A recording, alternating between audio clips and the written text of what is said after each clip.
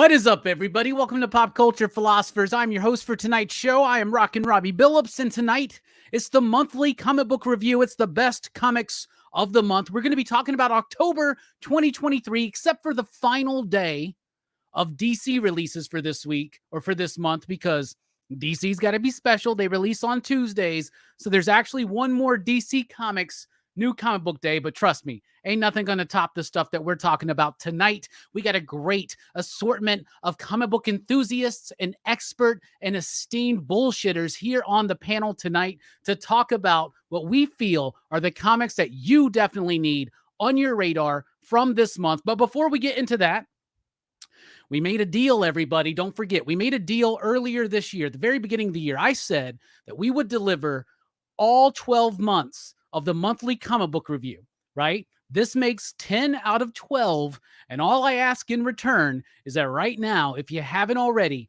you go and vote for us at cbcawards.org for best collaboration, and then vote for whoever else you want from the other categories, but do vote for us, especially me, best hair, beard. Come on, y'all. It's great. But anyway, vote for this show because we want to win, because this is the multi-time CBC Award nominated show, the monthly comic book review. And it's not this show that it is without the amazing panel that we have of esteemed comic book enthusiasts and bullshitters. It's Bearded Comic Bro. What is up, my man? What's up, man?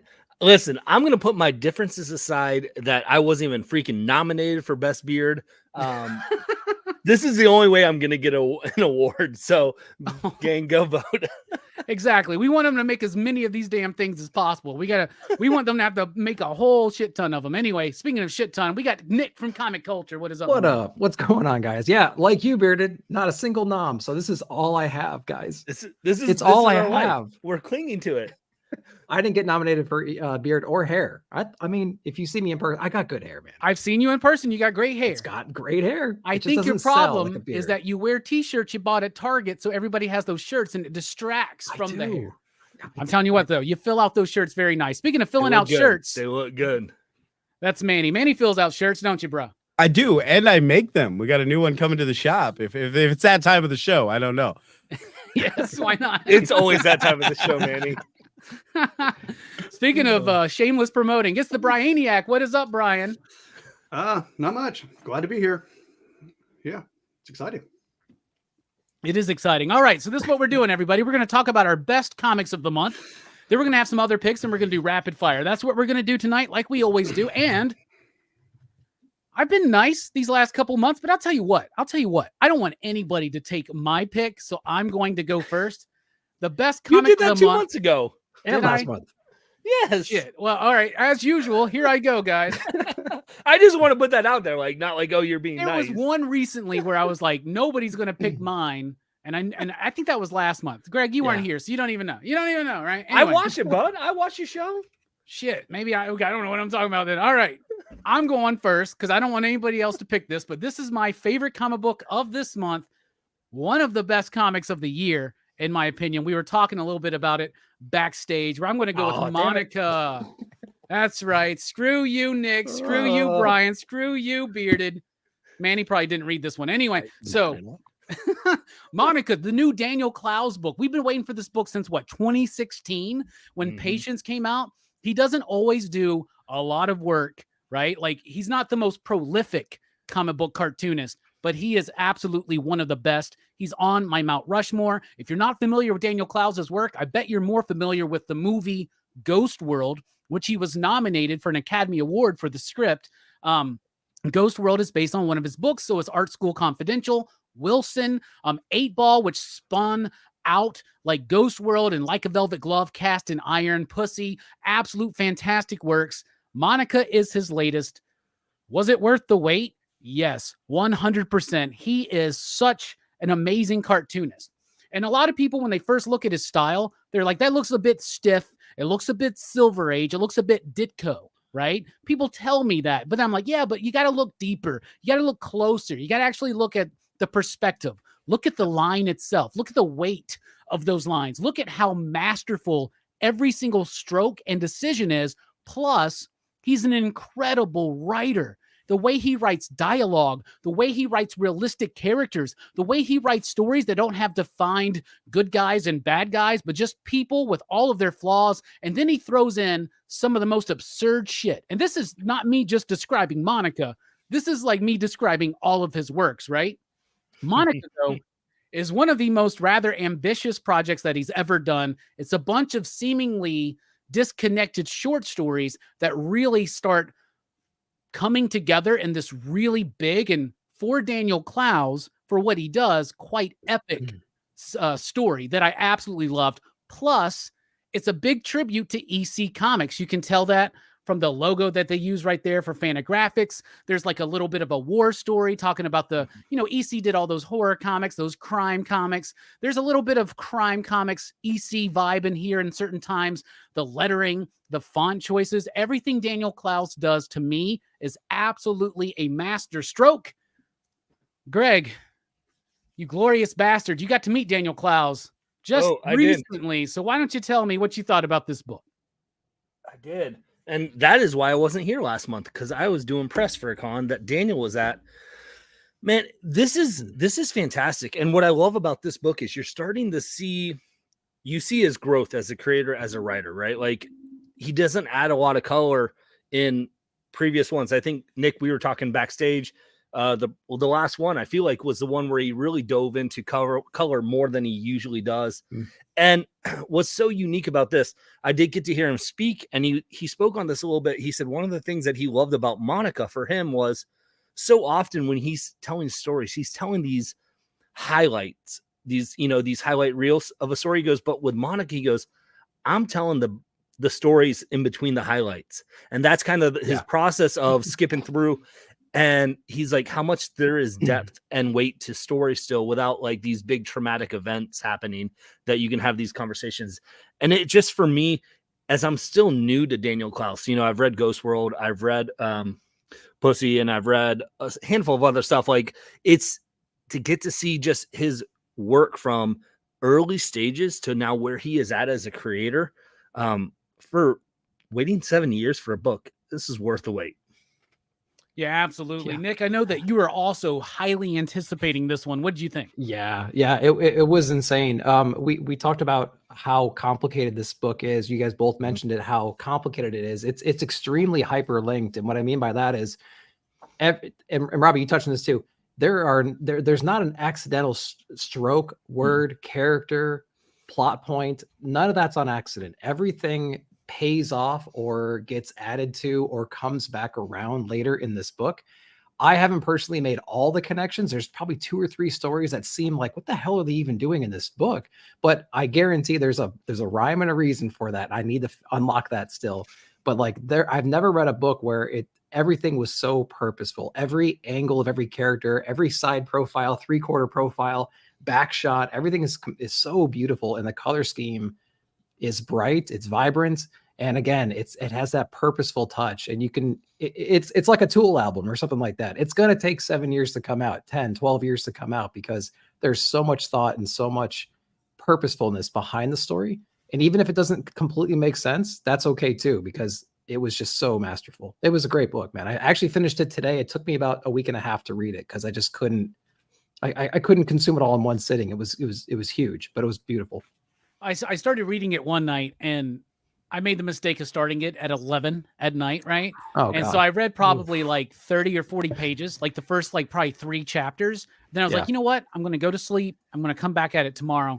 And I finished it as soon as I woke up. Like, the first thing I did was go. And I haven't done that since I was like, that used to be a regular thing when I was like a kid and I was in high school or middle school. Like, I would like go to sleep reading comics, have to fall asleep finally, wake up so excited just to continue reading those comics. And it was one of those things. It was a big event whenever there's a Daniel Clowes book. In fact, we're going to be well into middle age by the time there's another one, right? You know what I'm saying? But it's all of his work is so cool, man. And you were talking about not a single word, not a single line is accidental. Everything is so methodical. Everything is so purposeful. And I know a lot of people can just look at it. Like when a new Tool album releases, a lot of people go, oh man, what is that? I like the Opiate Days. I like Enema, right? And then the more you get into it, the more you realize everything that's put behind this. Yeah. And absolutely a fantastic book that honestly, I think I'm going to appreciate more and more the more and more I read it. Yeah. Manny, you haven't checked this out. So the biggest question is this: why haven't you read any Daniel Clowes book? You know Nick, you know me, you know Brian, you know Greg. Like, what? You just don't respect us or something? What's going on? It has nothing to do with not respecting you. It's not respecting your opinions. Like. I mean, there's a differentiation. No, I see everybody throwing it up there, and I'm like, I should grab that book. There you go. You should. Hell yeah, man. And I just haven't done it yet. To see so many, Nick is constantly like, I just finished, or I read it. It sounds confusing. And normally I see that as just par for the course with Nick. Like, that confusion is just part of it. But I don't understand a lot. but I've seen Ghost World, and I'm confused by the film. So I am, as you know, with Agent of World, I will read something 3 times because I need to understand that I'm going to at least sound like I'm bullshitting smartly. So it scares me. It's intimidating, and I need time, Robbie, but I will get it read. All right. I mean, this one is I think you would appreciate it because it has a lot to say about like doomsday cults and just cults in general and conspiracy theorists and stuff like that. It's delving. It's almost at times seems magical, but then very mundane and grounded. And it's such and in Daniel Clowes books, he's the kind of guy who like a character will show up with like shrimp tails hanging out of his eye sockets with no eyeballs. And he'll be like, oh yeah, I'm replacing my eyes and I got to put these shrimp in there to eat the bacteria or something. That's all we need. That's all you get. That's just okay. Cool. Right. There's like a fish woman. All right. That's awesome. Let's just go there. But I would recommend starting with, like, to be honest, Pussy, or pronounced Poussey, is such a great, like, scathing criticism on the comic book industry that was relevant 30 years ago and it's still relevant today. It's Daniel Clowes is a prophet of this industry in a way. Speaking of prophecy, I once read a prophecy on a stone I overturned that had some fossils on it that said I would call on Brian to talk about Monica. Right? That's the lamest. That's the clumsiest segue I've ever heard. Yeah, that was clunky. That was clunky. That was like Tom. Not your best work. That was not Tom your best Kingy. work. Robbie's about to segue over to Brian to talk about Monica by Daniel Clowes. Brian, yeah. What do you think? You'll have a couple Monica more opportunities to get better on that. So, okay, thank you. Yeah, I absolutely loved it. I mean, I texted you like as soon as I was done reading it because I wanted to talk about it right away. I don't have I haven't read everything by Clowes. But I've loved everything that I've read. And I do agree that he's definitely getting stronger, which is crazy because like some of that stuff is so good before, right? You know, I mean, it's, you know, I'm sure I've said that about other artists in the past, but man, this one took me 2 or 3 nights to read. You know, it's pretty dense actually with dialogue and narration and caption, which I realize we occasionally, you know, pile on to a certain writer because of that. But Daniel Clowes is like killing it with the way he uses those words. It's like, you know, it did take me a while to read, but like I wasn't bored reading it. I wasn't like, you know, this is just extra stuff. You know, see, Brian, that's the difference between that unnamed creator that you were referencing, right? Is that it's not boring when you read it. Yeah, I don't know, at least for me. Yeah, and I did think it was one story, but like I will say it wasn't until halfway through that I finally actually started connecting some of the things from the stories. I mean, I realized the main character was in a lot of the stories, but then when you started seeing other people appearing, you know, or like this oblique reference that like I didn't get, so I was like, wait, what is this? You know, and I started going back and I was like, oh, okay, this is this, you know, and he uses the inside cover, the inside covers too, as the beginning and ending of the story, which I always love when books do that. I mean, it's like, it's a complete package. It's one of the, I mean, I'm trying to think of another book recently where I just immediately was like, I'm looking forward to reading that again. Like, you know, really soon. Last time that happened to me was I Am Stan, to be honest, but like it's not, and Transformers.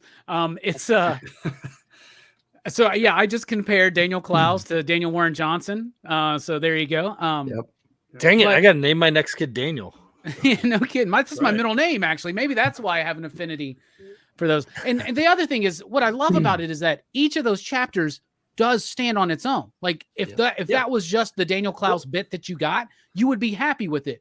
And then when you realize that not only is it connecting into a story, into a overall arching narrative, that they're each kind of like tributes to some of his favorite comics that he grew up with, like EC books. There's like romance hippie comics in there. There's all kinds of stuff, right?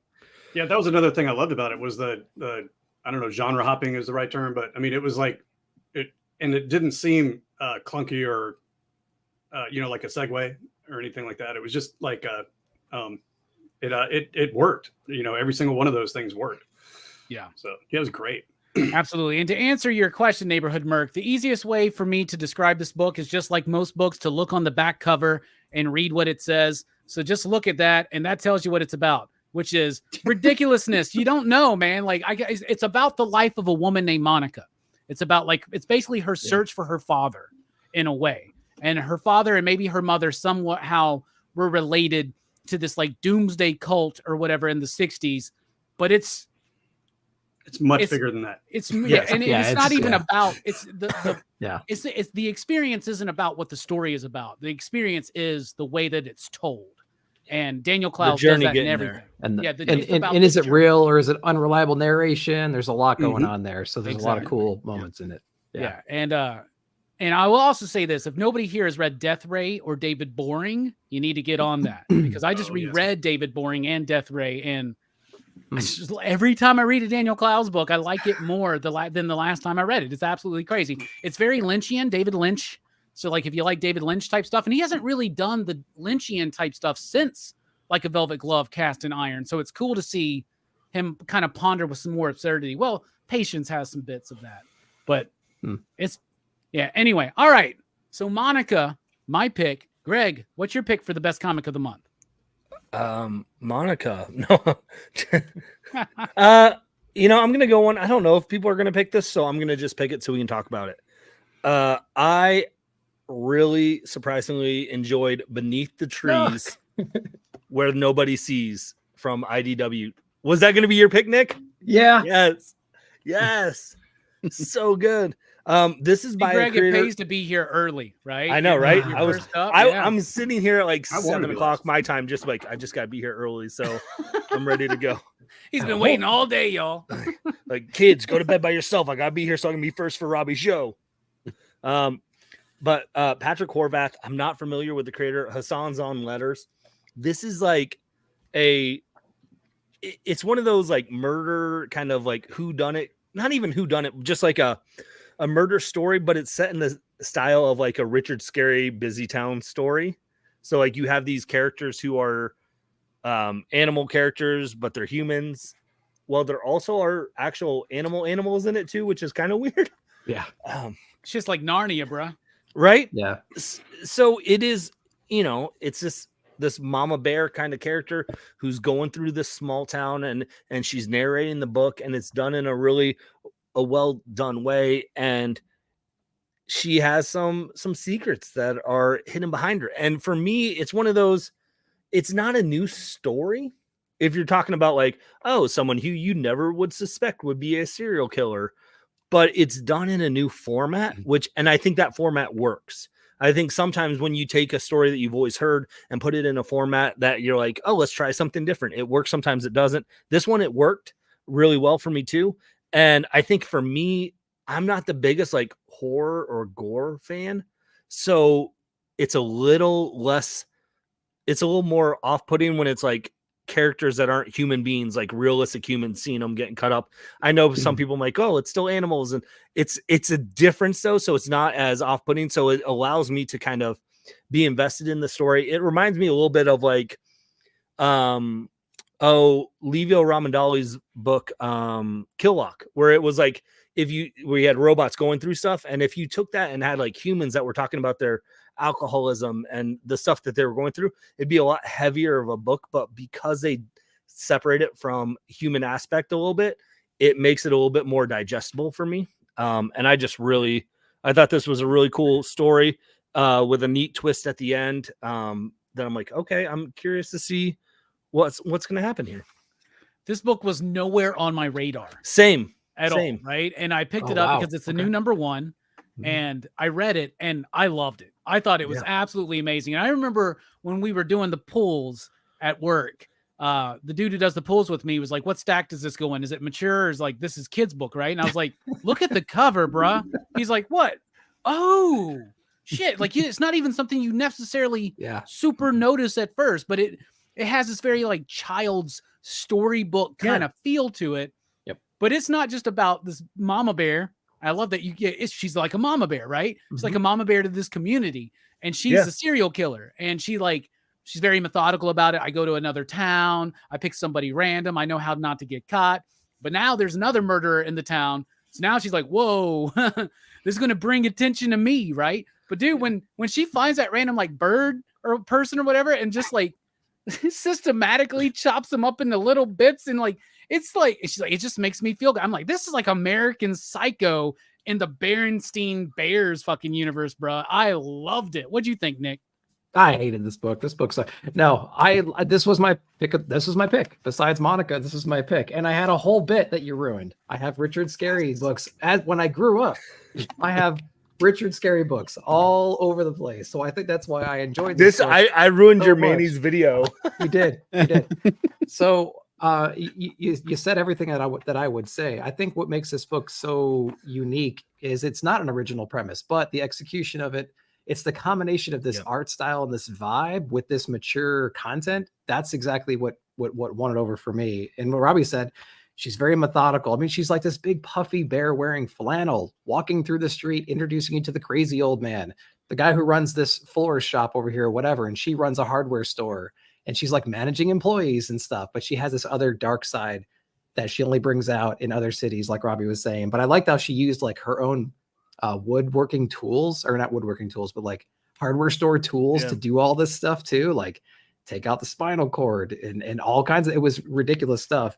And the way I kind of interpreted the ending though was like, there's somebody else doing this and they're trying to get her attention. I feel like it's going to be like a serial killer off, right? Like it's a like copycat or something. Yeah, right? maybe a copycat, but maybe she's got her own Hoffman. That's what's going on, right? The way that's because it was a very it was like on stage, you know what I mean? Like it was a message. It wasn't something like, okay, I'll do this and I'll hide it in her shop. This was in front of everybody to send a message. So I think we're going to get in a situation where she's like having to figure out who this is, or they're going to might try to take each other out. And it's got me really excited. I just love the mixture of feelings that you get while looking at this book and then reading it. So really good one. Absolutely. And I hope no comic shop put this in their all ages section. Manny, speaking I hope they do. I hope they do. Speaking of not belonging in the all ages section, Manny, what'd you think about this one? Oh, dude, this was a fantastic read. I liked the art style. I liked Dexter too, you know. So I think if you like Dexter, that's pretty much what you're getting here. And I dug it. That scene with the duck will haunt me forever. It went way further than I thought. I was like, all right, they're gonna kill this duck. And then, you know, they do the initial kill, and you're like, all right, that was interesting. And then the next page, it's like bisected into a ton of little pieces. It's like, holy shit, I can't unsee this. And now I need to see more. I've been broken inside by this book. Next time you watch a Donald Duck cartoon, you're just gonna get in the corner crying. Tiff is gonna be like, "What's wrong, Manny?" I was gonna say next time you go to the park and you're feeding the ducks and you're just gonna be there crying, and your kid's like, "What's wrong, Daddy?" The ducks are so beautiful. I don't want to paint the house. I'm scared. I'm a duck hunter, and it is fall in Minnesota, and this has got me double thinking. Like, oh man, they've been through a lot this year. I don't know. I can't add to it.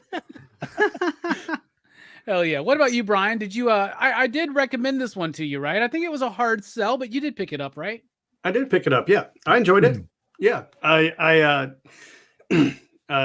think, you know, when I saw that it was, you know, kind of one creator with Haas doing lettering, you know, I definitely wanted to try it out, because I do like the writer artist thing a little better sometimes. I think that yields pretty good results. But yeah, I agree with what everybody was saying. The concept didn't seem overly original, but it does I mean, but the execution was amazing. I mean, you know, it was you know, it looks like those, you know, old children's books and everything like that, but then all that, you know, extreme gore and everything, it was great. But yeah, and then yeah, I did appreciate the twist at the end. So you know, because yeah, it just kind of lays it out as the concept or whatever, but then yeah, that twist, then you're like, okay, now this is gonna be, you know, it's gonna be pretty interesting. So Yeah. I'm excited. Well, when you said that usually it turns out better when the artist is the writer themselves, you obviously didn't read Edenwood this week. So, but anyway, well, we're moving on. Never heard of just that one. It's just a jab at Tony Daniel. The Tony Daniels book. Oh, I did hear about that one. I passed on that. I Yeah, do. You know, it was a preference, not like a hard rule. Like I'm going to get everything a writer artist does. I get what you're saying, man. I just took the. I wanted to dig at another person whose name started with T, aside from Tom King tonight. All right, because I don't have any problems with Tom King for October, to be honest with y'all. As odd as that may sound, but I really, honestly don't. Speaking of no problems with Tom King, Nick, Dude, what's your second pick? third. Wait, Third pick. We're where are we at? Your first pick. yeah, but it's my technically his it's my third pick. third pick of the Because we did Yeah, the you're twist too. So I'm already scraping the bottom here. Not really. Let's see. I'm going to pick a book that I read today, and I'm still trying to process it, but I like what I saw. So it's Ice Cream Man, issue number 37. This one came out this past week, right? We had some image issues This week. so like I'm not entirely sure, but cool homage covers. They're actually doing that 20th anniversary for Walking Dead. So we have all these cool covers. There you go, Manny, with the cover A. Wait, is so it the 20th anniversary already? It says 20 years, yeah, on the cover, Dang. because we had that 15-year like blind bag thing years ago, right? Or 5 years ago, I Wow. suppose. So they're doing a lot of homage covers. So pick that up. A lot of the image books are doing that. But yeah, I'm still processing this book, to be honest with you. But I really enjoyed it. Actually, more than a couple Ice Cream Mans that we've had so far. But this issue right here, we're basically dealing with the death of, I assume it's one of the siblings. There's three siblings. One of them has passed away. It was actually a suicide. The two remaining siblings are going through all of his things, and he was actually a very somewhat successful Dr. Seuss-ish kind of cartoonist and did some stories and whatnot. And as they're going through his materials and going through his boxes, they're actually having this argument about like how selfish he could be for doing this, but one of them didn't see it that way, that life is hard and it was a selfless act and stuff. So you have this cool dynamic between the surviving siblings. One can't really see eye to eye with him, one kind of can. So like there's some interesting things going on there, but then the storytelling is, to me, interesting too, because they find some unpublished work of his, and it's almost like these Dr. Seuss characters, and one of them is going to war, and there's a big goodbye scene. There's an embracing with like this wife and husband character. The husband goes off to war, goes through basic training, and there's a lot of interesting things there. And I'm trying to draw like some parallels between maybe some of the emotions that you would have if you were in his position mentally, and just having those kinds of thoughts, those suicidal thoughts. And there's a lot of cool things there happening. So there's a lot of interesting parallels that they're probably drawing that I'm still trying to wrap my head around. But I think the story was done extremely well. I like the cartooning. Again, it was very Dr. Seuss-ish kind of vibe to it, but it also had a very adult theme, kind of like the last book we just talked about. So it was a good clash of styles right there. And yeah, I think it was just a great book, and I'm still trying to unpack everything about it, but I loved what I read about it. I'm glad we got another Ice Cream Man, and it was a banger, and this one really knocked it out for me.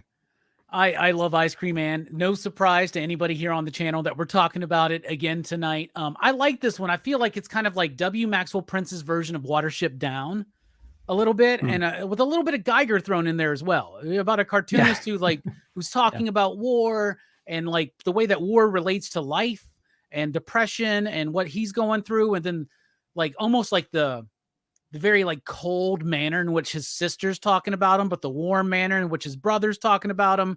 And then I don't know, like, but at the same time, there was a piece of me that was like, it's cheap a little bit, because if you got cute, fuzzy, furry things dying in war, like you're going to tug my heartstrings already, you know? Yeah. Last year, every issue of Ice Cream Man was like one of the best comics I had ever read. So this year, just kind of like taking it, I think this year it's went back to where it was, where it's not like at that oomph, like it's not at the nth level, but it's at the oomph level. You know what I'm saying? So like, That's fair. It almost makes it feel like it's not as good as it was when it's still one of the greatest comic books out there. What do you think, man? Yeah. I really like this book. As far as like parallels, I think the point Maxwell, the Prince, the guy, the writer that I screw up his initials all the time. I think the point he's trying to make is that in the cartoon, the Figgly Puffs, they are going off to war with marshmallow guns, and then this sibling killed himself. There's a parallel about choosing what you die for, and what we anticipate dying in glory and dying for a purpose can be just as futile as living without one. They go to war with robots with marshmallow guns, and the outcome is exactly what you'd expect. Sometimes we go into life saddled with anxieties and pains and hurts that we try to carry to ourselves. We go through life with the same futility as going up against a robot with a fucking marshmallow gun. So I think that there's a very strong emotional core to this book that it really resonated with me as someone who suffers from borderline personality disorders and self-harm issues in the past. So like it does resonate very strongly with me. I thought this was a really powerful issue. Yeah. To add to that, if you notice the main cartoon character is very efficient. I mean, he's the best one on the range. He's the most well equipped. He's got the biggest guns of anybody else. He's the most prepared you can possibly be. But that outcome, when you're up against those kind of odds, that outcome is inevitable. You know what I mean? So that was interesting too, to kind of see how that kind of correlates with the writer's actual life too. Hell yeah. And Manny, I appreciate you sharing that. And I just want everybody to know this. I want to break kayfabe for just a second. All the time, backstage and in private chats, Manny is always very degrading of himself about his ability to be philosophical about these stories. And he's like, oh, you guys do it so much. Bruh, fuck off, man. You're so amazing, dude. Like, you just nailed it right there. You got me going like, damn, all I said was this was his version of Watership Down. Look, I should have done better. Anyway, Manny, we love you. You're the best. Brian, what did you think about this issue?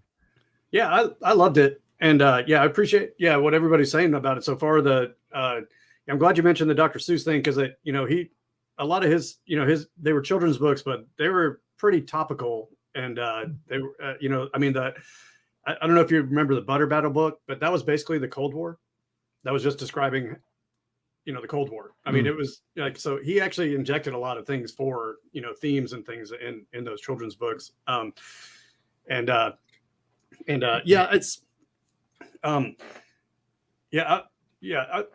got out of the story from the Figgly Bumps or whatever was just kind of mainly a lack of hope. So I was glad to hear you guys the way you were describing all that, because I can relate to a lot of these things too. It's had some dark spaces and everything like that. And so it definitely tugged at my heartstrings, and I did enjoy the argument between the brother and sister about the selfless versus selfish thing, because it's an outsider's perspective of what's going on through somebody's mind that's in that place is if you haven't been there, it's impossible to know. It's you can't get there. I don't know. I hear people say, well, I don't understand how a person could do that. And it's like, usually it's like, well, that's probably a good thing. Yeah. I mean that, so, but yeah, it's like and when you mentioned, how well he was and how well prepared he was and everything like that, it's just like, I don't know. I saw something recently where it was like, sometimes it's not your, sometimes you fail and it's not your fault. That's just, just what happens, but this obviously, this is a little different situation, but yeah, this, well, when you throw in the idea that the sister was very judgmental about the dude her brother committing suicide. And like, sometimes like she was like, well, that's a selfish choice. And I guess you're right. Like, I hadn't thought about that yet, but it's a hopeless situation sometimes. Right. Like, and it's not the Figgly Jiggly Puffs or whatever the hell they're called. It's not their fault they lost that war. And it's not necessarily somebody who winds up doing the ultimate, it's easy to blame people for that. And sometimes we got to realize that's not exactly what's happened. It's easy to see that it's selfish, from the outside. I get that. And, but, I think sometimes that alone is like what might keep people, hanging on too. Right. The other people around and everything like that and things like that. So, I mean, it's both of their arguments were laid out, pretty well. I just thought it was like, I don't know. I really enjoyed that bit. And I need to go back and read, some of the earlier issues. I think I've only read the first trade, and then I picked it up around 21 or so like that. But yeah, this is a fantastic series. I mean, this needs to be an evergreen series. Why are you here if you're not caught up on Ice Cream Man, bro? You should be reading Ice Cream Man right now. You should be pretending to stream and just reading Ice Cream Man. That's what you should be doing. I'll get there, man. Speaking of pretending to stream, Greg, you there? Well, you just said, what are you doing if you don't read Ice Cream Man? So I just thought I'd just see myself out because at least Brian read this issue. I've read like 4 issues. And how long we been doing this show, Greg? Listen, I talk about Ice Cream Man every month. I don't have the budget to just buy comics because you all like it and I don't care for it. I hear you on that. Just read one less Nightwing and then just pick up an Ice Cream Man. Yeah, read one less issue of Nightwing. But there's pirate. But there's pirate. Yeah. I know you ain't dogging on Pirate Nightwing because I love Pirate Nightwing, all right? I like Pirate Nightwing too. No shame, no shame. If my Nightwing doesn't I have swear a to God, though, V-neck that goes down to his navel, I don't want that Nightwing in my books. Not my Nightwing. I swear to God, though, Greg, if you read Justice League versus Godzilla versus King Kong this month and you didn't read an Ice Cream Man, I'm gonna be so fucking pissed. Well, are you gonna find it? Yep. Oh, I read it. You're the problem, Greg. You probably read Predator versus Wolverine too. You probably got all the covers. Anyway, I don't, but I'm just teasing you, man. Just teasing. I would say Ice Cream Man is like, it's so heavy and so good that like I after the first time I read an issue, I realized like I got to be strategic about when I read it. Like I can't read it before I go to sleep or anything like that. You know what I mean? And well, just because I won't. I mean, I'm not going to grasp as much, and it'll probably just bum me out. Oh, okay. I do that too. I need time. I can't like if I need something really quick, I'll read like Firepower. But if I'm going to read something, I need like time to sit down and read this book. Yeah. That makes sense. That's more what I meant. Like I get it. All right, Manny, pick of the month. What you got? Pick of the month for me is gonna go Justice League, Godzilla. Yeah, no, not at all. Versus Predator and Wolverine. Dude, Gargoyles 10 is gonna get that well before God. No. Let's go something epic already. I know this is probably not gonna be everyone's cup of tea. This was a really weird issue. But I might be reading into this book something that the translators are not getting from Kudransky. But the idea of, again, I've been really on this Messiah kick for Dan, going into the temple, indicative of Jesus entering the temple. Now we've had this flood of nightmares. And one of the things that I keep coming back to as I read this is one, ibuprofen, because there's so many words, man, you get a headache bad and it's all red and black. But the other thing I keep coming back to is the idea that in the creation of these messianic figures, in the creation of this dogma and ideology, that it's because of the creation of that these nightmares exist, these problems, these wars, these fights, these arguments. They're throwing the best they can at them. They're throwing that Texan, that broke-ass Rhino Captain America character that Grudansky draws, goes full force against the nightmares and can't bash it. Not our superheroes, not our most creative, cartoony funness. Nothing about it can stand against the overwhelming onslaught of this sin that has entered in with the creation of this new messianic figure.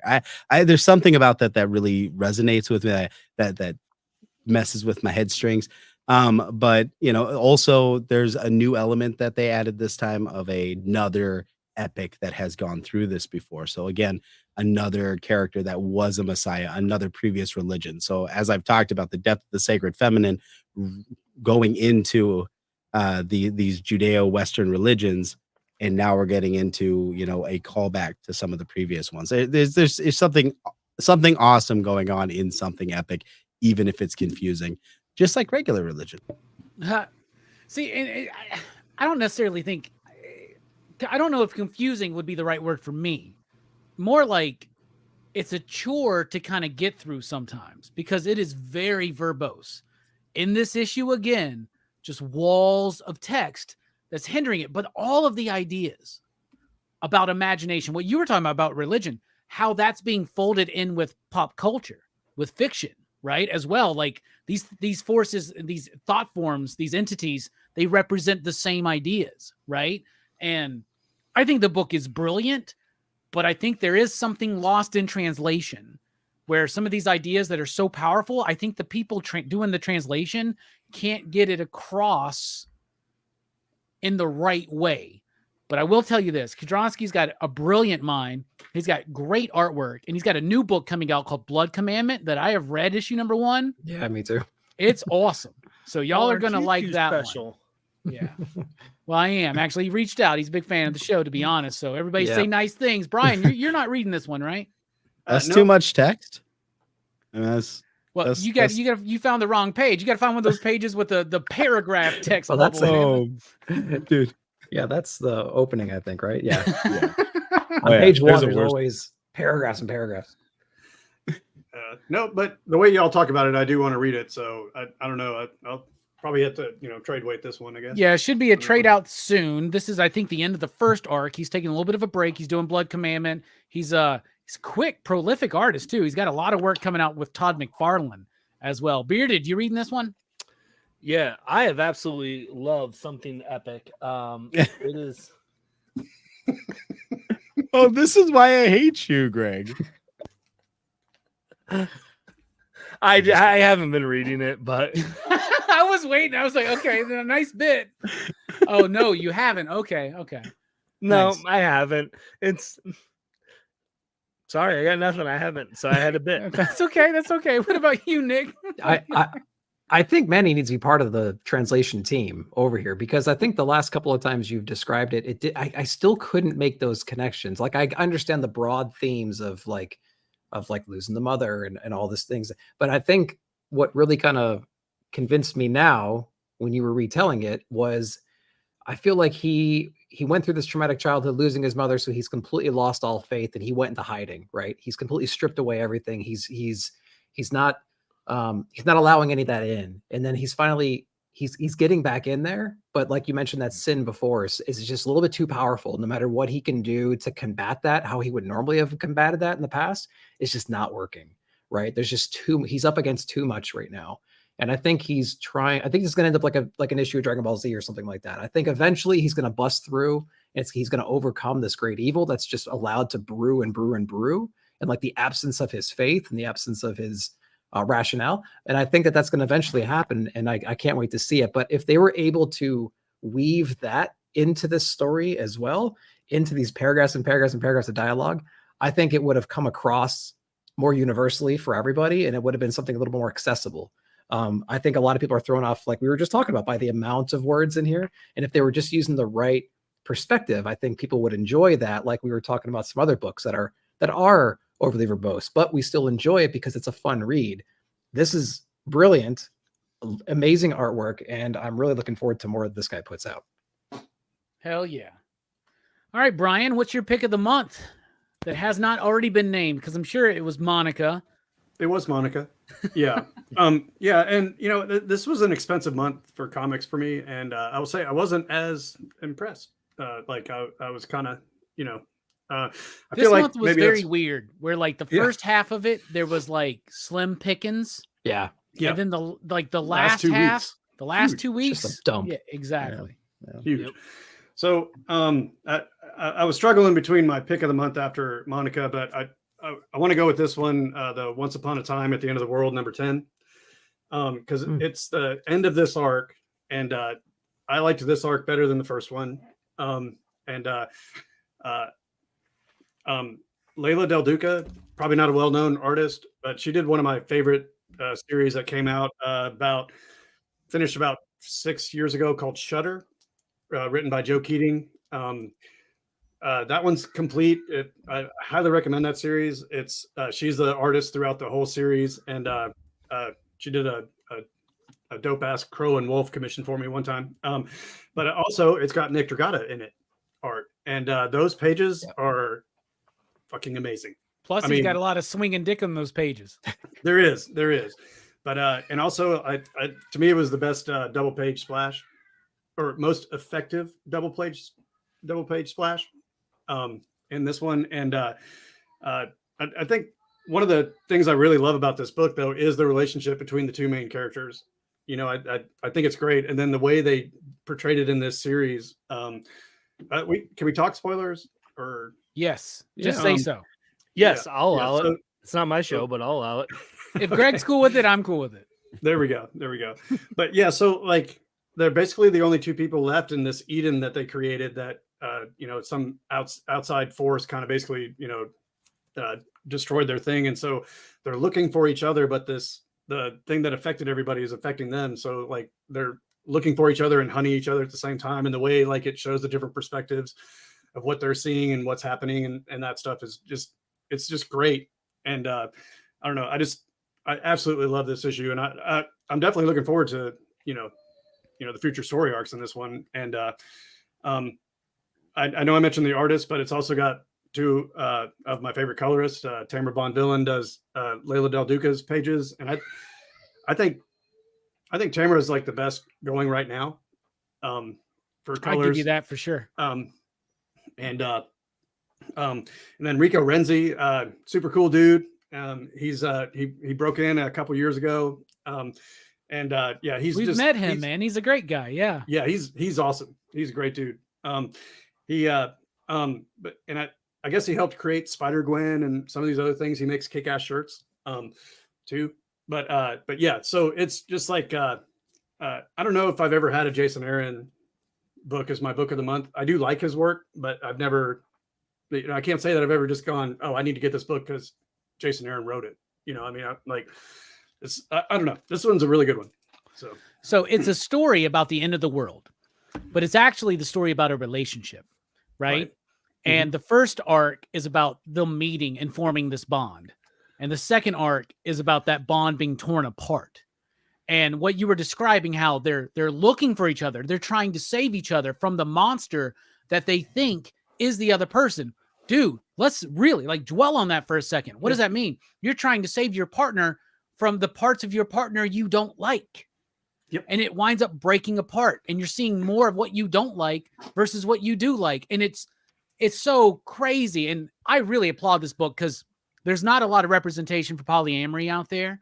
This book has been doing it, but it also shows you all of the sides of it, right? It shows you the happy side of it, but also shows you how difficult and trying it can be. And I think the book is absolutely amazing. And I agree with you. This arc is better than the last arc. And it sets you on this path because they show you in the very first issue, the story doesn't end well.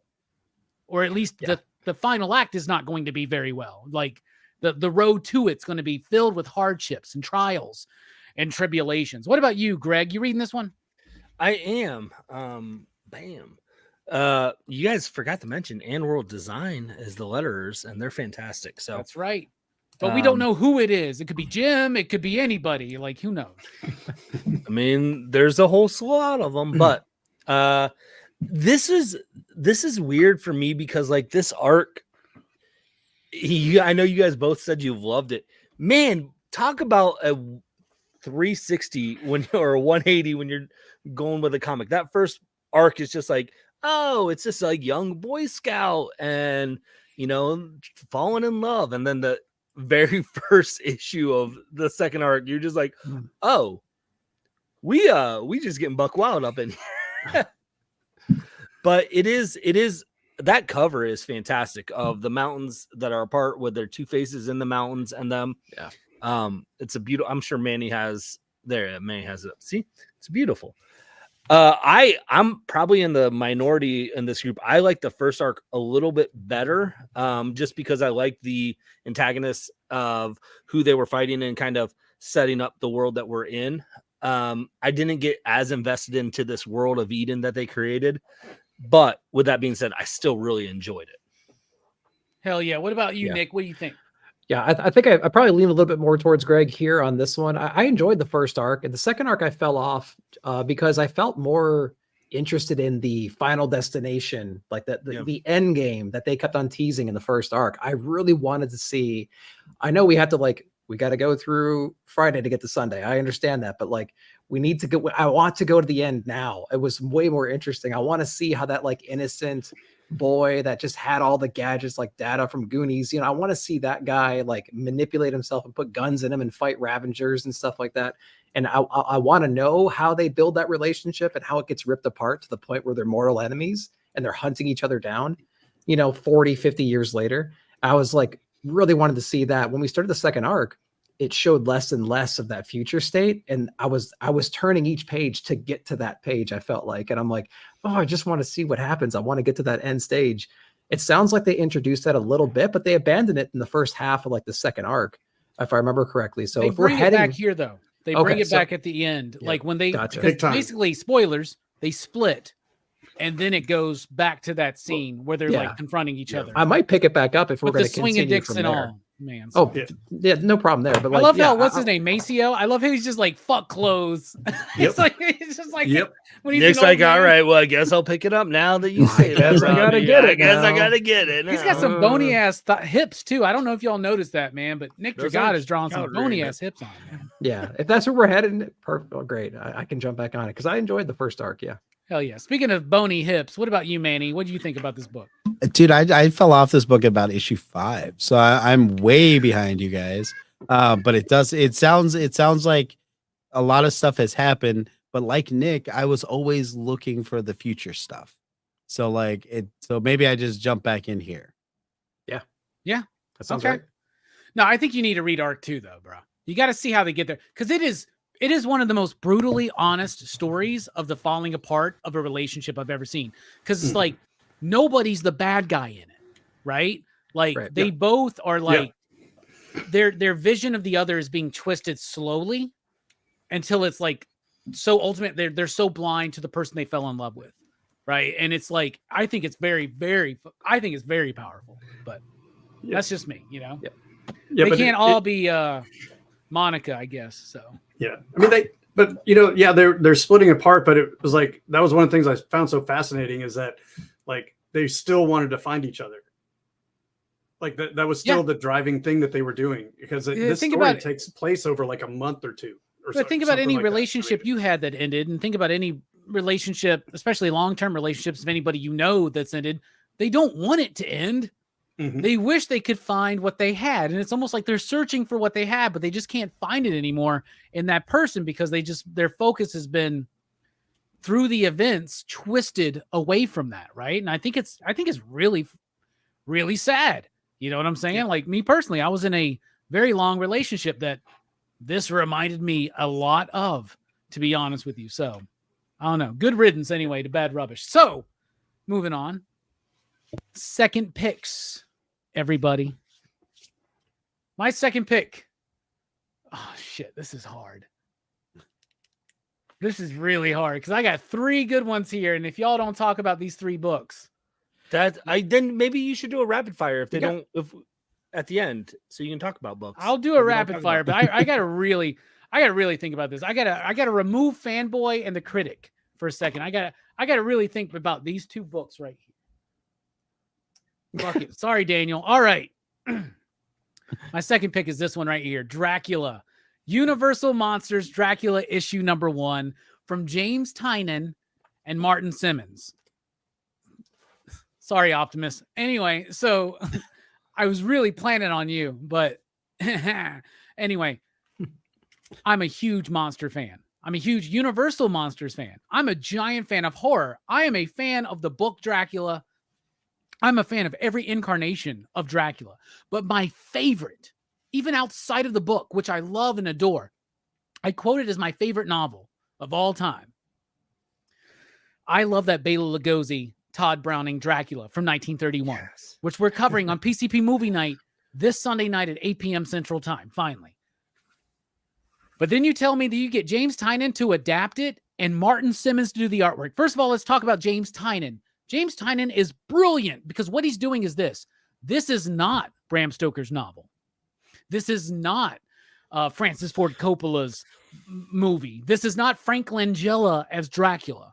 This is Bela Lugosi. This is Dwight Frye. This was Edward Van Sloan. This is Helen Chandler. This is what's his name? David Manners. This is the original Universal Monsters Dracula, but it's not just a straight adaptation. It is the scenes between the scenes. you were talking about meeting Daniel Clowes and hearing him speak, Greg, how he's talking about, I'm not giving you the big moments. I'm giving you the moments in between. The moments from the movie, we don't see those really in here. We're seeing the bits in between. We're seeing Renfield and how the idea that they think he's responsible for the tragedy of the Demeter. You don't get that idea from the other one. They find him. He's in the sanitarium. No, they think he killed all these people. All the bugs creeping up on him, all that shit, right? We see Lucy and Mina. We see their relationship and their personalities outside of the scenes of the movie. We see an element, an extra dimension, an extra layer of depth put on the relationship between Jonathan Harker and Mina Murray. It is fascinating to me that, like, I will buy any adaptation of Dracula if it's got good artwork, right? Mike Mignola did it back in the day for Bram Stoker's Dracula. Francis Ford Coppola, Roy Thomas has done it straight up. Like, so many people have adapted Dracula. This is a different approach to it structurally and narratively that I, as a fan, really appreciate. But then, Martin Simmons, y'all. Woo-hoo. That's how you show a Dracula attack right there. Give me a poster of that shit. Put it on a wall. Look at that beautiful artwork. It is the aesthetic and raw grit of Department of Truth, but applied to Dracula. Look at Renfield right there. Like, the negative space, like face, like it looks so good. Yeah. Right. Like and as he's talking, so haunting. Seeing all the bugs creeping up on him. That was the best page, I think, right there. Bruh, like this is amazing. And first of all, look how glowy his face looks right there. Yeah, it's like Sandman-ish in a way. Yeah. It's so fucking brilliant, y'all. This book is absolutely amazing and astounding. What could just be a by the numbers adaptation of a very popular story becomes something entirely different. And I love at the end, James Tynion does this little essay and he's like, I'm done doing other people's characters. But he treated this, him and Martin treated this like they weren't doing someone else's characters. It felt like they were doing their own like voice within somebody else's framework, if that makes sense. I loved this book. I thought it was absolutely astounding. Robbie, did you ever, you've been talking about Bella, did you ever read what's his name's Corin Shadim's comic where he did like the story of Bella? No, I did not. So he's the one that I know. Nick, you read his book, All Tomorrow's Parties. No, didn't you? Did you not? So oh, okay. I thought you did. Maybe I was wrong. No, apparently I was. But he also did like a Twilight Zone one with Rod Sterling. He does a lot of like autobiographical stuff. He did one of Bella, and it is fantastic. If you go check it out, it's if you are into Dracula at all, because it tells like the behind the scenes story of him as an actor. What's it called again? I think it's just Bella, but it's by Corinne. I'm just showing. I don't have it actually, so on my collection, but it's by Corinne Shadmi. Okay. Thank you so much, man. I'll definitely have to check that out. I mean, I'm a huge Dracula nut, and this book goes above and beyond what an adaptation typically does. Right. What's another book you want to highlight, Greg, bearded comic bro? Well, since you felt so torn, I'll just fix that for you, and I'll pull up Transformers because I love freaking Daniel Warren Johnson.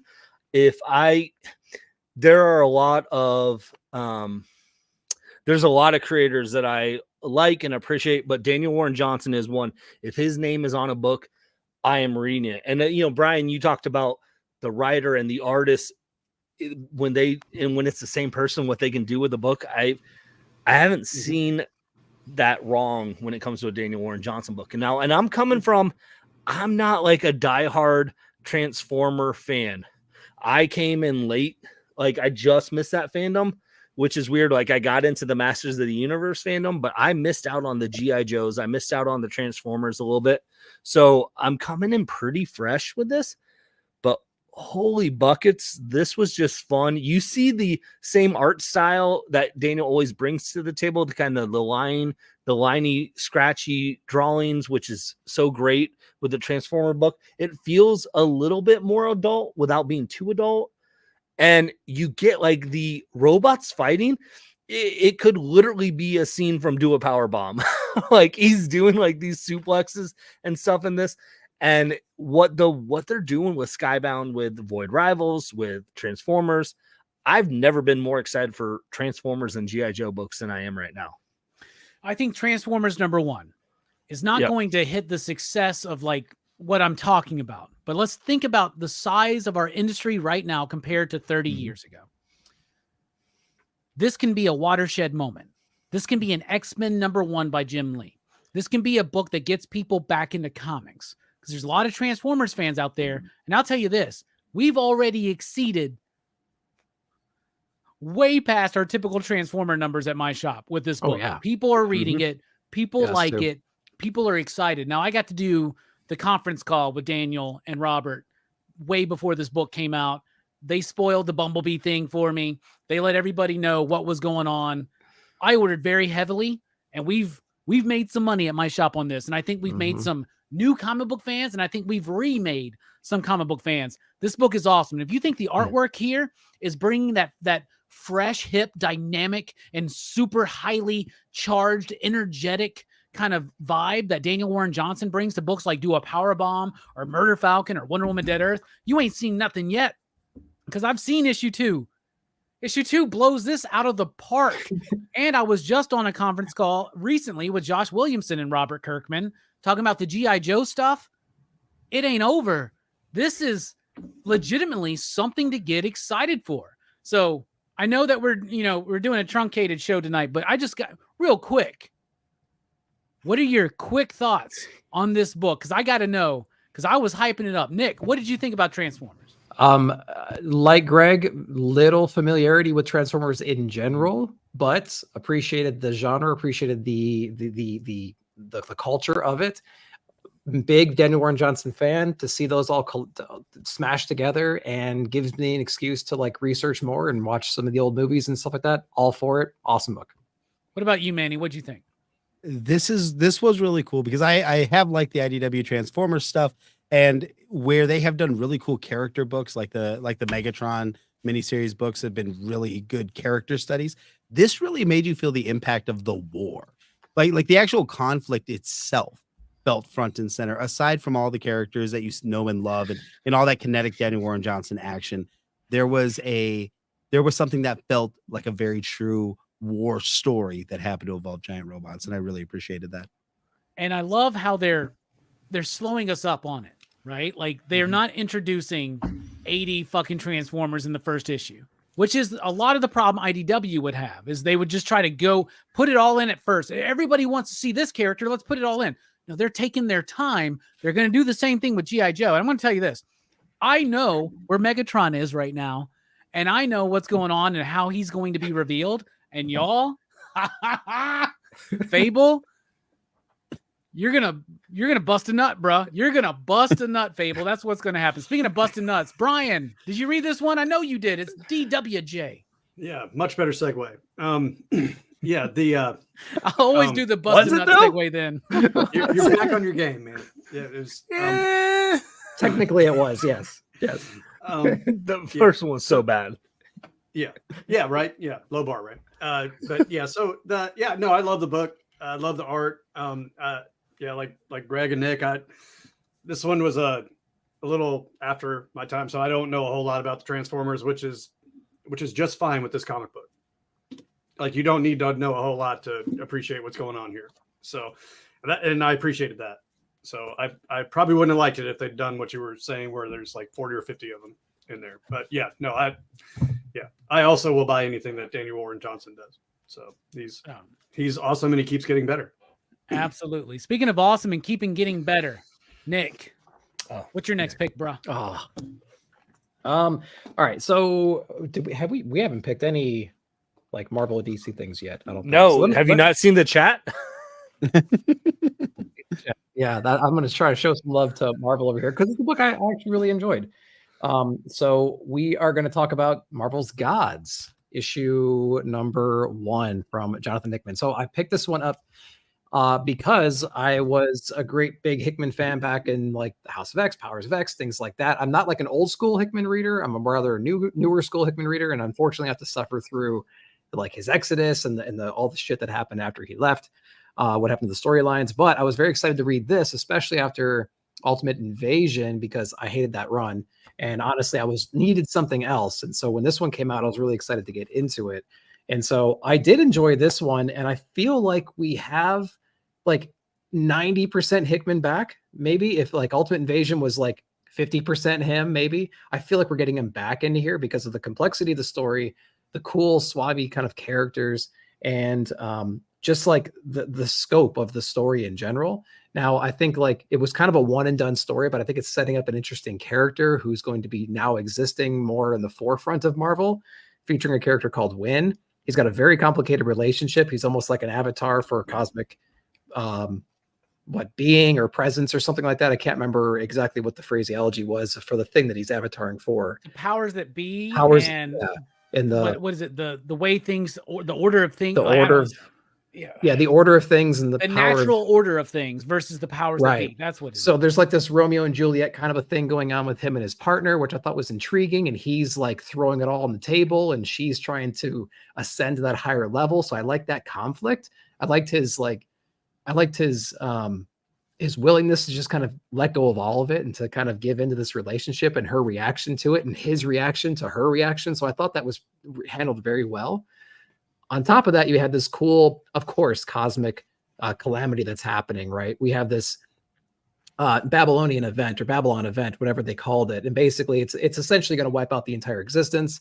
All the magical users, all the super smart people are all teaming up to take this thing on. He totally John Constantine's this whole thing and like goes off and does these seemingly random things with his assistant partner. And it all kind of winds up happening, or it winds up taking care of the problem they're trying to solve that's going to wipe out everything. And I thought it was handled like so well. It was almost like putting together like a Lego set or something like that. It's all going to work out in the end. And I thought he handled it really well. So I really enjoyed God's #1 this month. I liked God's #1. I thought it was a fine issue. I thought it was good. I cannot tell people to spend $9 on it, right? It was like 68 pages though. It was. Yeah. It was, and it read very well. It was structured very good. The characters are well. I enjoyed everything about it. The only thing I didn't enjoy about it, really, honestly, is it shouldn't be a Marvel book. It should just be a Jonathan Hickman book, right? And then all of my annoyances go away, right? Because one of my things I hate is when someone goes, all right, I want to do something big and epic, and I'm going to do this. And, these characters have always existed. They've always been here. Yeah. Yeah. Reed Richards knows who this dude is. Iron Man knows who this dude is. Doctor Strange knows who this dude. I'm like, really? Really? Yeah. What the fuck is that about? Now, maybe that's a part of the story. Maybe it's not. He did say, he's like, where have you been this whole time? And he was like in exile or something, but all the magical users know who this person is. But I get it. It's a cop out. It's a way to introduce a character and make him feel like he's always been there, of course. So you totally understand. He's doing a bit.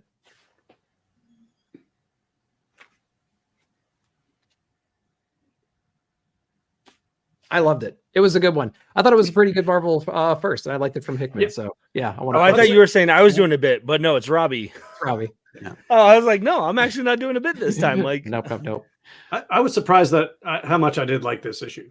I mean, my main drawback was just that was expensive for a it was issue. It was expensive, but it's 68 pages, and it's like if you're doing a page to price ratio, if you're paying $4 for a 28 pager or something like that, like it's a no brainer. I didn't read this, but I also heard someone say like they felt they couldn't tell the story if it was just one issue.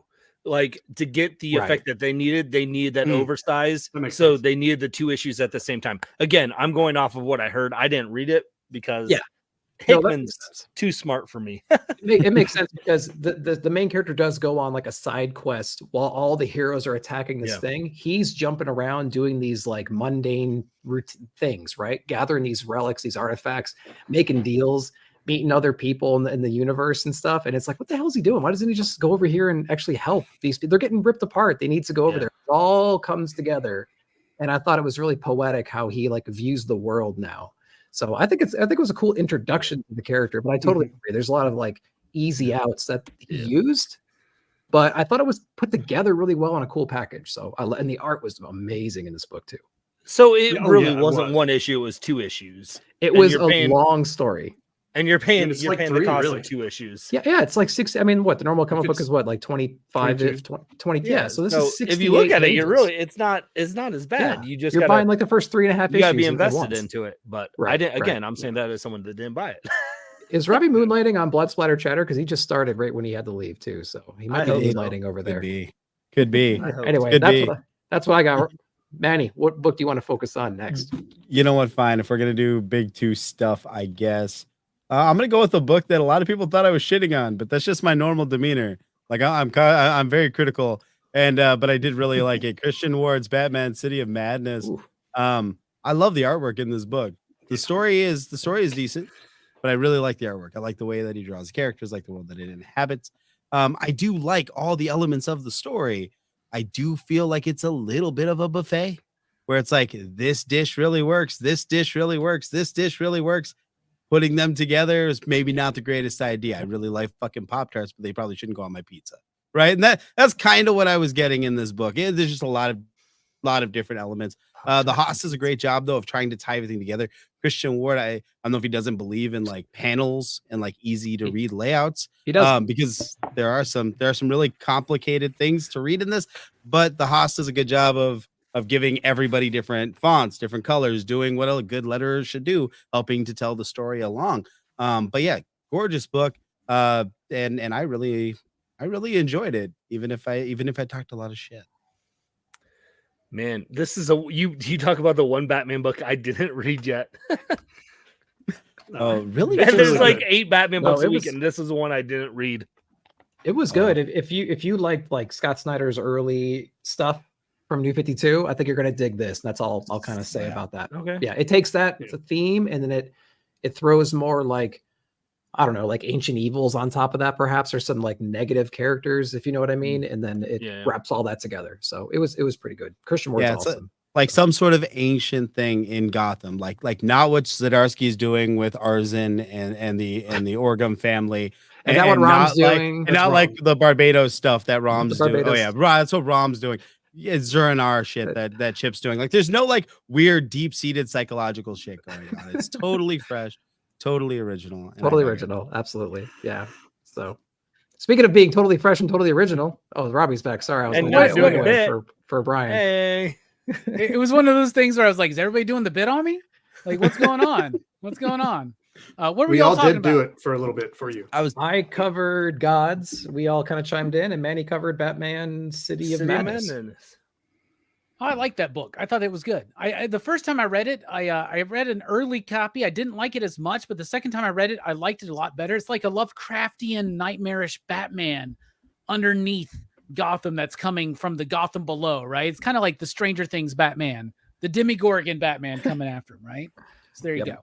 Yep. The thing I was saying about Gods, though, was Oh, we back. Yeah. what's back? Whoop, whoop, whoop, whoop.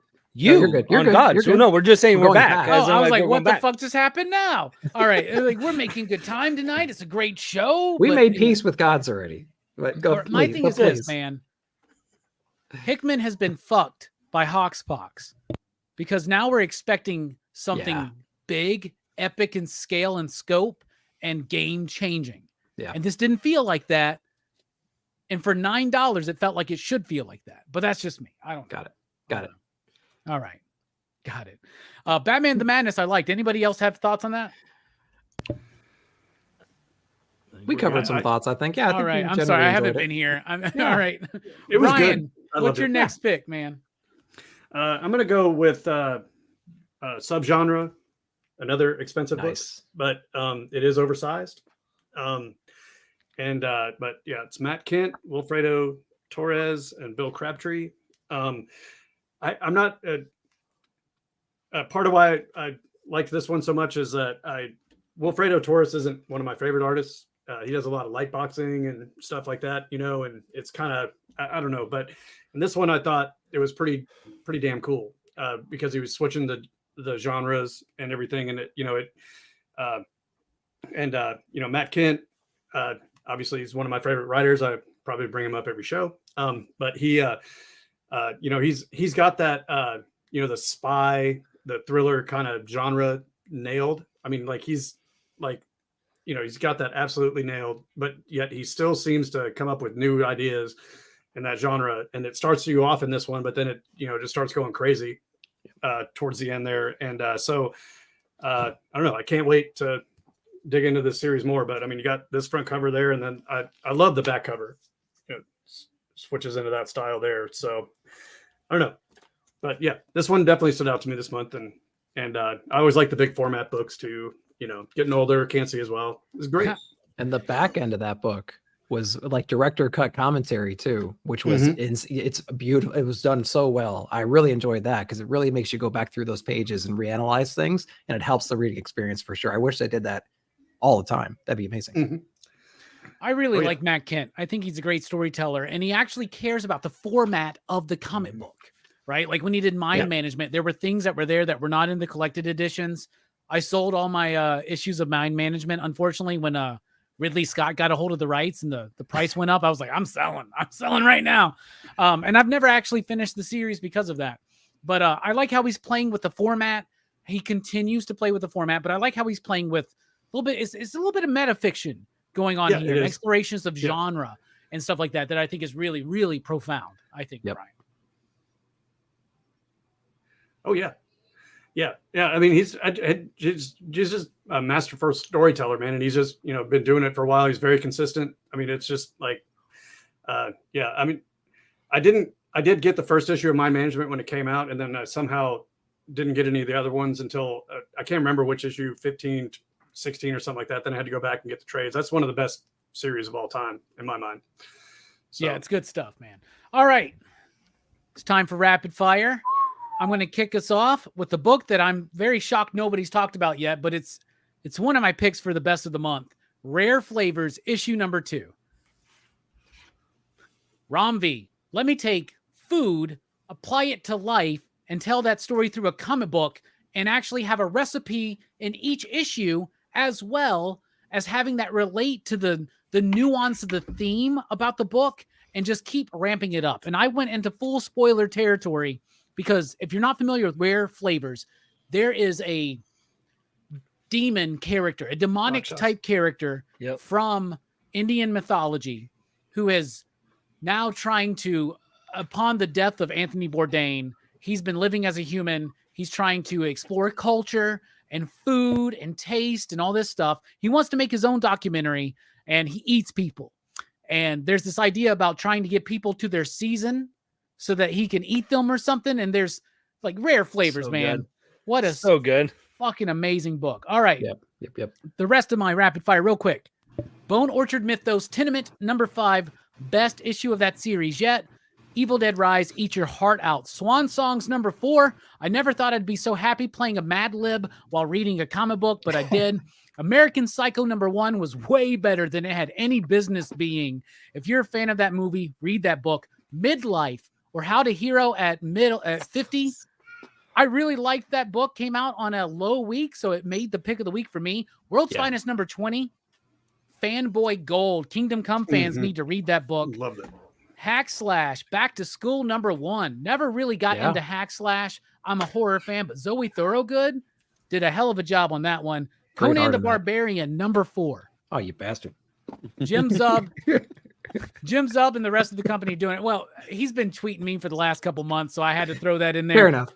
Dark Spaces Dungeon number 1 really blew me away with the most un-Scott Snyder-like script I've ever read from Scott Snyder.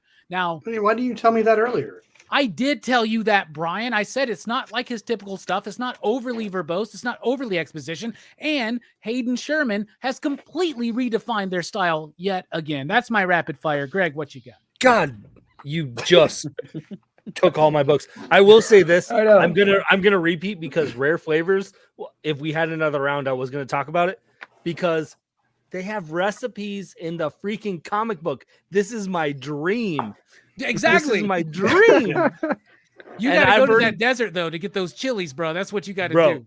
I read that issue and I was Amazoning instantly, like all these different chilies. All these chilies and shit. Yeah. Because it's going to be an episode. I'm telling you what. Just don't clap your hands, whatever you do.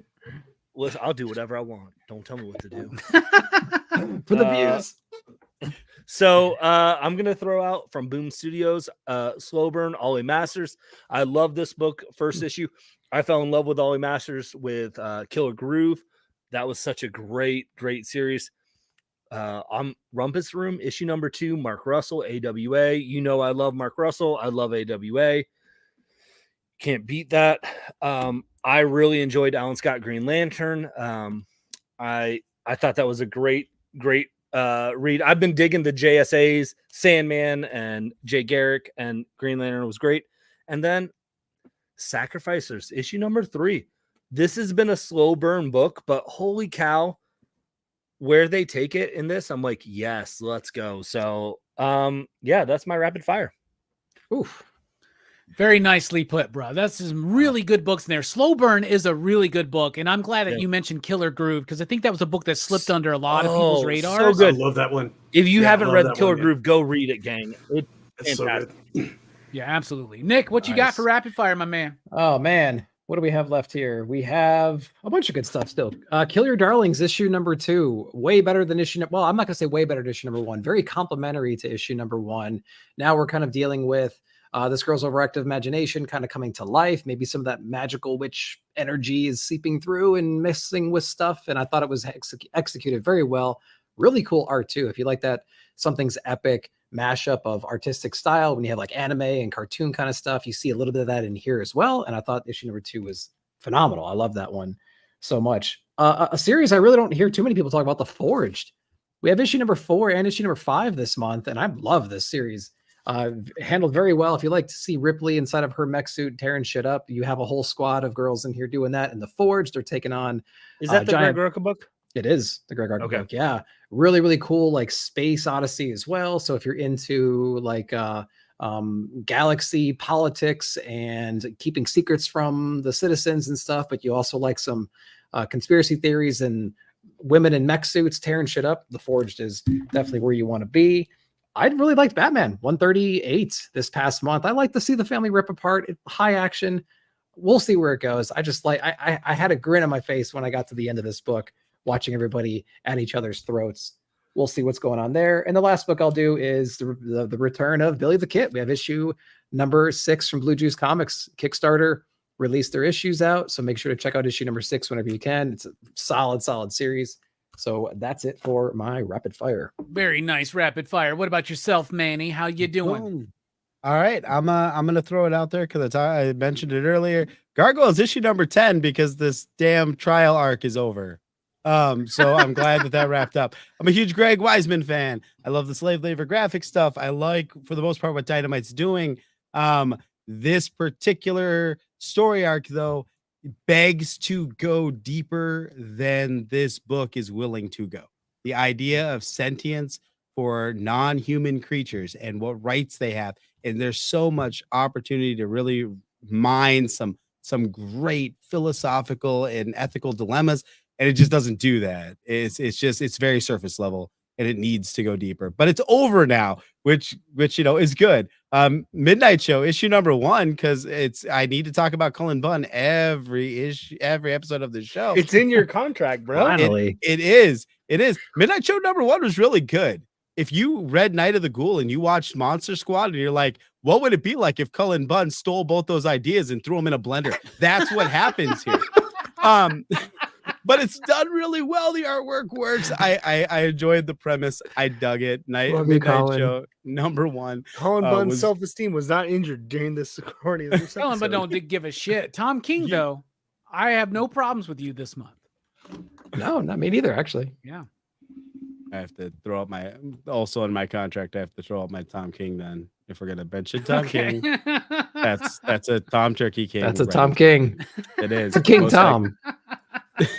So yeah, that used up some of my Dream Studio credits. So appreciate that graphic. Kaptara, Universal Truths, issue number 3. Kaptara, yes. I love the first volume of Kaptara, and volume 2 has been a volume. And I dug it. I dug it for the most part. I really liked where this is going. I like the big twist at the end. And anytime I can enjoy this world, it feels like a place for Chip to just really cut loose. and I like that. So he needs that. He needs that outlet. You notice that now that he's back to Kaptara, there has been less copying his own ideas between his other books. So this has been really good. And that Radiant Black, whichever fucking timeline you're reading, this one was good. All right. How annoying to have to explain to customers this week. No, they're two different issues. Yeah. So I gotta buy both. Yeah. I said no variants, Robbie. I said no variants. But the battle in this one is good. It's well done. It's well handled. The action is there. We get to see all the Radiants together again, minus Wendell pouring out for a real one. But this was a really good issue of Radiant Black. If you really like the Massive Verse books, and you really like that last Massive Verse issue where the Dead Lucky and Radiant Black and some other random ass characters got together, Throgue's son, if you liked that, this has nothing to do with that. They're not tying into any of that. It was a waste of your fucking time. But that said, I liked Radiant Black. I got to always throw out some sort of Power Rangers, and there wasn't anything really all that great from Power Rangers. God bless you, Manny. You literally intro every book. You're like, oh, my rapid fire books that I hate, but I'm gonna act like I like them. I was gonna be like, I love how Manny thinks rapid fire means cutting promos on the comic book creators in this industry. I love it. I do enjoy screw these. You, Columbine. Screw you, Tom King. Screw you, Kyle Higgins. Screw you guys. You guys all suck. Rapid fire. I like this one though. Dude, to be perfectly fair, I love this medium and I have so much fun reading these stories. And even if I can point out the absurdity and stupidity of some of them, it is still a joy to get original work that somebody put some fucking thought and effort in and art into. And even if I don't understand it, it's not for me. They created something for me to at least try to enjoy. So I respect it. Thank you to all these creators. I will tell you this, man. It's bullshit to be like, let's divide our timeline into two different fucking stories. We're not going to give you a definitive answer on who gets the power. We're going to tell you two stories at the same time and release a 26 issue and a 26.5 issue. Marvel already proved the point shit doesn't work, man. It sucks. Didn't they do that with We Live when they came back, that second arc with We Live, where they had two separate issues at the same time? Yes. They did. And I stopped reading it. Paladines or something. Yep. Yeah, there was white and black, right? White, there was right. Yeah, I was over that, dude. I was like, okay, I'm out. I've been through this shit before. I'm done. I mean, I'm not doing it, man. Anyway, I like how this is like Kyle Higgins. Radiant Black is basically Kyle Higgins going, oh, I can't keep doing Power Rangers? Well, I got some ideas. I'll make Radiant Black. Well, actually, I got two different ideas. I'll keep making Radiant Black. What the fuck, dude? Oh, he really is just he's biding his time until Amazon like picks up the Massive Verse. He's not even talking about the books anymore. He's just pulling Will Friedle out to everything. And he's just like, this is the voice of Radiant Black if they make the cartoon, guys. Yeah. So. That doesn't sound needy at all. Speaking of sounding needy. No one is great. No. Brian, rapid fire. What you got? Get those bitch bullets ready. Oh, yeah. Yeah. I was thinking that, Manny, when you were going about it was rapid fire with bitch bullets. So I will go with this. First one is Danger Street number 10. I think I liked this a lot because book 9 hurt my feelings so bad. Like I was really hesitant to even read this issue. But it moved the story along a lot. Wow. And so we really don't have a problem with Tom King in October. Yeah. That's wow. Yeah. Yeah. I like hey, one. Tom, great job. Great job this month, bro. 3 for 3 or however. Tom King, I've never had an issue with you. Don't listen to these clowns. I love you, Tom King. Yeah. But yeah, this one also, I mean, it's, Jorge Fornes and Dave Stewart on the art. I mean, like this, I will say in that book 9 that I did enjoy the art, even though I got tired of kind of looking at the same 9-panel thing over and over again. But this one, like, I really liked it. And I do like the characters he's using, like Creeper and Warlord and those and things you don't normally see. So that's fun. But I did like this one. I think this is the first, this is Welcome to Riverdale. It's a one-shot, Chilling Adventures. I have not read any Archie comics, and yes, I got this because it's Liana Kangas doing the art. But I actually read it when I liked it. Like it was a really good one-shot story, and it was very satisfying read. And it is, I mean, it's something I would pick up and read again. I thought it was great, and Liana's art is just amazing. So, and then Doctor Strange, for me, like I've always been a Doctor Strange fan, but this year is like some of the best Doctor Strange stuff we've gotten. We got Fall Sunrise, and then what Jed McKay's been doing with Doctor Strange, I think, is fantastic. I mean, he's introducing new concepts and everything that might be similar to other ones and everything like that, but they're putting great artists on it. I mean, you got Pascal Ferry on this one. Yeah, I don't know. I'm having a great Doctor Strange year so far. So really digging this one. So then Kaya. I know I talked about this last month and complained that nobody else is reading it, but I guess I was wrong. I guess a lot of people are. And also last month I said that these one-shot issues aren't going to be reprinted. Well, in the back of this, he said that he chickened out, and so he'll reprint the issues, but like the back matter, similar to what we were saying about line management, a lot of that won't be reprinted. But good, because this issue is essential to the story. Absolutely. That's right. You can't do that, like not include it when you do like major events, right? You know, and I think also what really happened was Wes was like, okay, I said it. Did numbers go up? No, I was just kidding. I was just bullshitting y'all. Get the trades. Yeah. But I'm also excited about the next arc because he shared an image of a character he said he's been wanting to put in there, a trickster character, and just go check out his Instagram page, see what I'm talking about. It's pretty exciting. Like I'm really looking forward to this one. And then I got Firepower 28. That was a good one. This is easily my favorite Robert Kirkman series. And I think a lot of it is Chris Samnee's art too. But I thought they did a good approach for this, and they do talk about the approach a lot because it's all single page splashes, and the dialogue narration is just letters. Yep. But it is summarizing things, and it in a way that almost sounds sterile. Right. You know, I mean, just letters, like kind of describing things, and then, you know, one page after another with just these big events, but it's not, I mean, it really worked. Like, I mean, then the bit at the end, that messed me up for a good 30 minutes after I read that. I was like, yeah. So it really gave me Superman Volume 2 75 vibes by Dan Jurgens, right? Like with the death of Superman, right? Or I guess I could have just said that. I'm such a nerd. Superman so Volume specific. 2, number 75. But like that was all splash pages that ended with an emotional punch. Kirkman did it, and maybe you did it better, I think.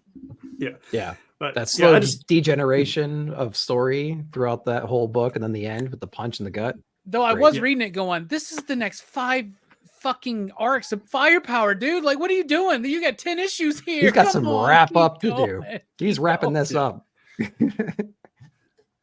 but, and I did want to do like just one last one. I loved this Doom love that. Patrol Great series. series. Mhm.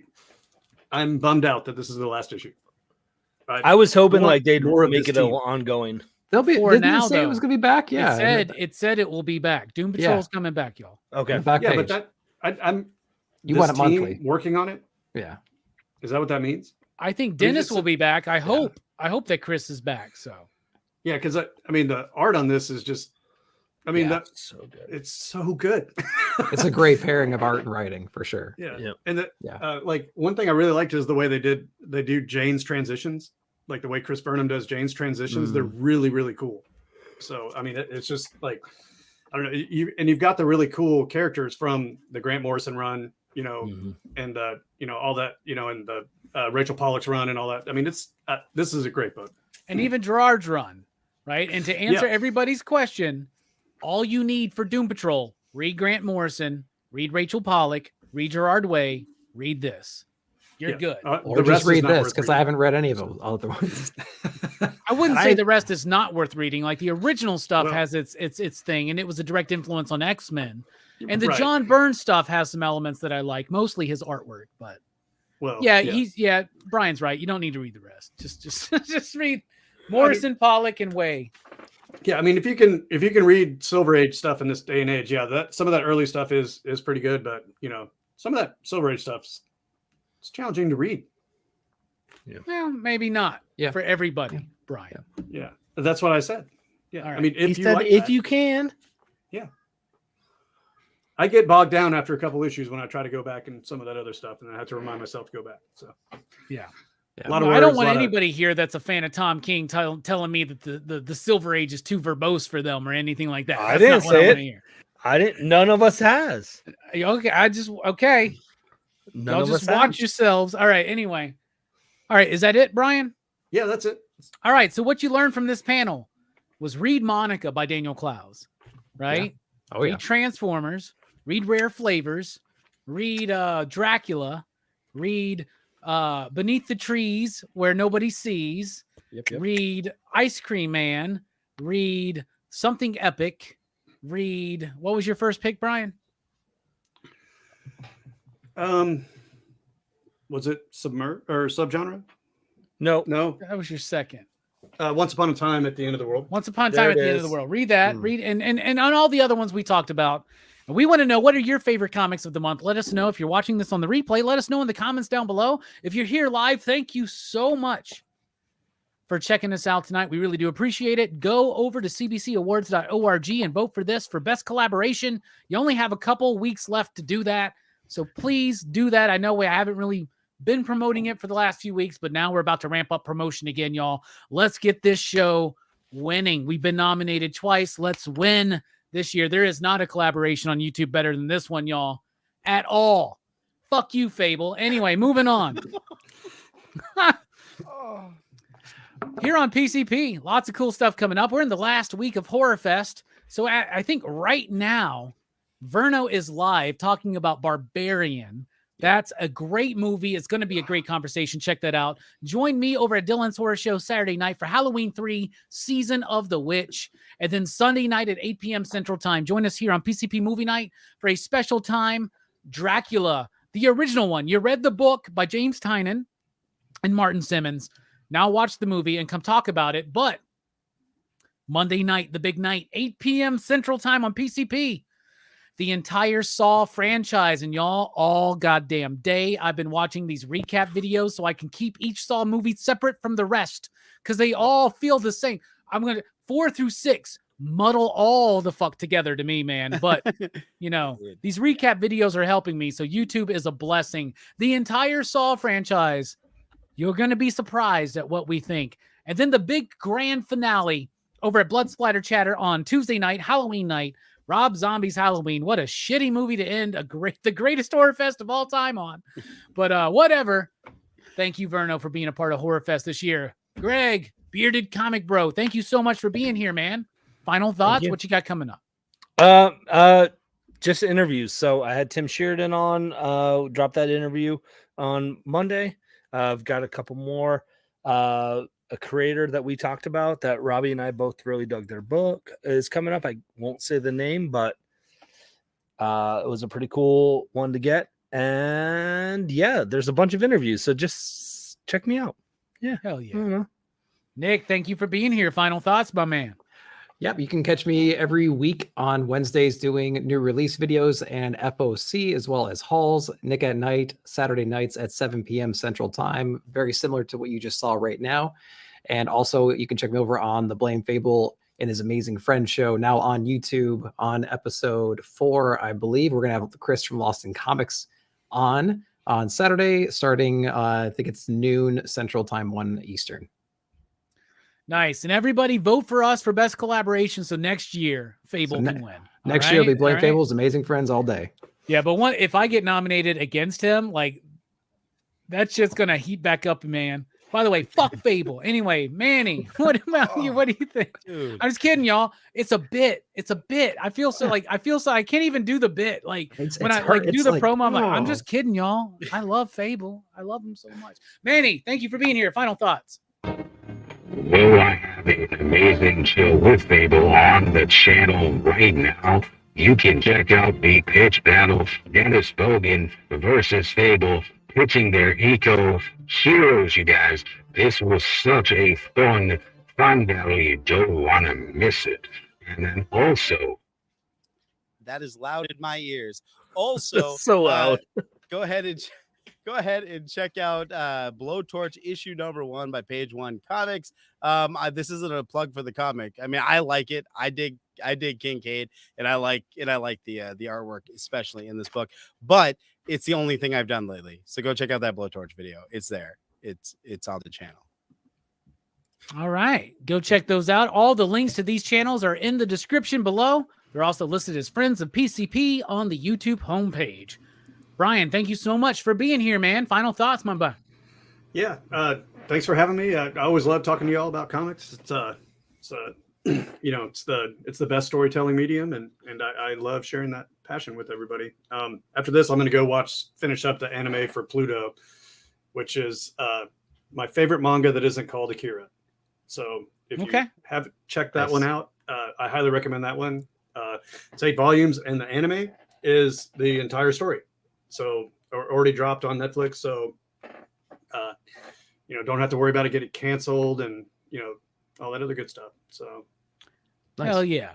All right. I appreciate you all being here on the panel. I appreciate you watching on the replay or here live tonight. And my final thoughts, I'm going to reveal every movie that we're about to review for 2024. First of all, we're going to start with Police Academy, the franchise review. Then we're moving on. I'd like 2 eggs over hard.